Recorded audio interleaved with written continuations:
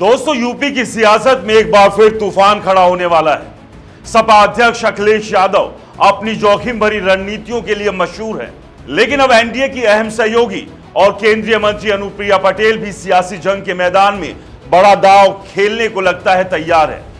अनुप्रिया की अगुवाई वाली अपना दल ने बीजेपी के खिलाफ खुली बगावत का ऐलान कर दिया है, जिससे यूपी की रणनीति में भूचाल आना तय है।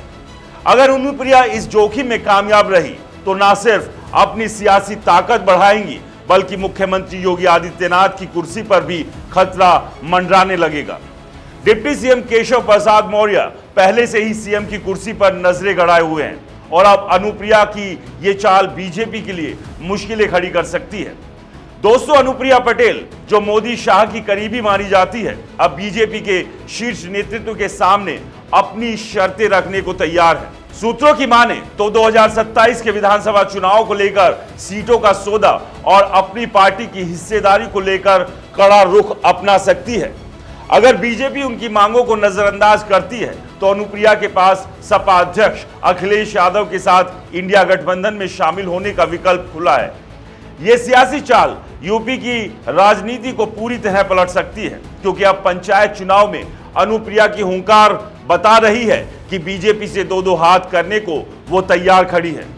दोस्तों, केंद्र में मोदी कैबिनेट की मंत्री और यूपी में योगी सरकार में अपने पति आशीष पटेल के साथ सत्ता की साझेदारी के बावजूद अनुप्रिया पटेल ने 2026 के यूपी पंचायत चुनाव में बीजेपी से अलग राह चुनने का ऐलान कर दिया। प्रयागराज में उन्होंने साफ साफ कहा कि हमारी पार्टी पंचायत चुनाव में सभी सीटों पर अकेले दम पर लड़ेगी। गठबंधन को लेकर कोई बातचीत नहीं हुई है। हमारे कार्यकर्ता पूरी ताकत के साथ मैदान में उतरेंगे। दोस्तों, अपना दल ने पंचायत चुनाव के लिए कमर कस ली है। पार्टी ने बूथ स्तर पर संगठन को मजबूत करने की रणनीति बनाई है और कार्यकर्ताओं को ग्राम पंचायत, वार्ड और जिला पंचायत सदस्यों के चुनाव में उतरने की पूरी छूट दी गई है। अनुप्रिया ने इसे 2027 के विधानसभा चुनाव का रिहर्सल करार देते हुए कहा कि यह उनकी पार्टी की सियासी ताकत को परखने का मौका है, लेकिन यह बीजेपी के लिए खतरे की घंटी कही जा रही है। दोस्तों, 2014 में अब तक अपना दल ने लोकसभा और विधानसभा चुनाव में बीजेपी के साथ गठबंधन में हिस्सा लिया, लेकिन पंचायत और शहरी चुनाव में हमेशा अकेले दम पर लड़ा। 2021 के जिला पंचायत चुनाव में भी अनुप्रिया की पार्टी ने बीजेपी से अलग अपनी ताकत आजमाई थी।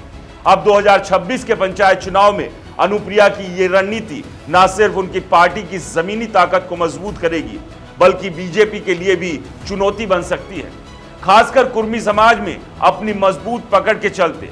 अनुप्रिया की पार्टी यूपी की ग्रामीण सियासत में बड़ा उलटफेर कर सकती है और यूपी के पंचायत चुनाव को 2027 के विधानसभा चुनाव का सेमीफाइनल माना जा रहा है, क्योंकि यूपी की 2/3 विधानसभा सीटें ग्रामीण इलाकों से आती है।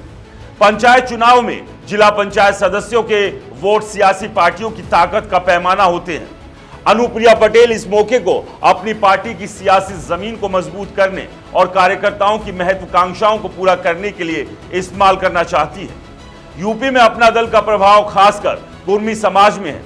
पंचायत चुनाव के जरिए अनुप्रिया जातिगत समीकरणों को और मजबूत करने की कोशिश में है। वो क्षेत्रवार और जातिवार वोटों के आधार पर अपनी रणनीति को और धार देना चाहती है। अनुप्रिया का कहना है कि पंचायत चुनाव में अकेले लड़ने से बीजेपी के साथ उनके गठबंधन पर कोई असर नहीं पड़ेगा, क्योंकि ये चुनाव पार्टी सिंबल पर नहीं लड़े जाते। लेकिन ये साफ है कि वो अपनी सियासी ताकत का एहसास बीजेपी को कराना चाहती है। इस बीच कांग्रेस नेता राहुल गांधी ने जातिगत जनगणना को लेकर बड़ा बयान दिया है। उन्होंने कहा, जाति जनगणना भारतीय लोकतंत्र का नैतिक दायित्व है। बिना सही आंकड़ों के कोई भी सरकार ये दावा नहीं कर सकती कि वो सबको न्याय दे रही है। राहुल ने ओबीसी, दलित और आदिवासी समुदाय की सत्ता, मीडिया, नौकरशाही और शिक्षा में हिस्सेदारी पर सवाल उठाए। उन्होंने संविधान के अनुच्छेद 15 को लागू करने और निजी शिक्षण संस्थानों में आरक्षण की मांग की। साथ ही 50% आरक्षण की सीमा पर नए आंकड़ों के आधार पर पुनर्विचार की बात कही। तेलंगाना के जाति सर्वेक्षण को मॉडल बताते हुए राहुल ने केंद्र सरकार से पारदर्शी और जन सहभागी सर्वे की मांग की। अनुप्रिया पटेल की बगावत और पंचायत चुनाव में अकेले उतरने की रणनीति यूपी की सियासत में नया मोड़ ला सकती है। अगर अपना दल को पंचायत चुनाव में सफलता मिलती है तो यह बीजेपी के लिए खतरे की घंटी होगी। साथ ही 2027 के विधानसभा चुनाव में अनुप्रिया के साथ सपा और इंडिया गठबंधन जैसे विकल्प खुले रहेंगे। दूसरी ओर जातिगत जनगणना का मुद्दा भी यूपी की सियासत को और गरमाएगा।